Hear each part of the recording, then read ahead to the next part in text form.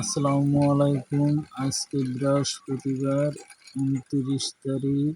দেখেন আজকে প্রচণ্ড বৃষ্টি হলো আমাদের বরগুনায়। দেখেন গাছপালা অসংখ্য ঢাল ভাঙলো।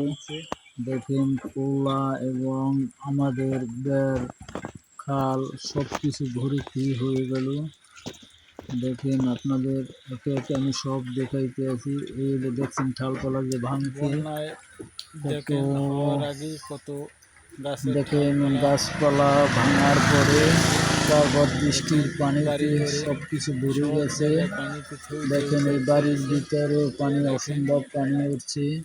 এই দেখেন আপনাদের বের খাইল, এই দেখেন পোলা সাগর দেখা যায়, সাগরের মতো গাছপালা সবই ডুবে গেছে।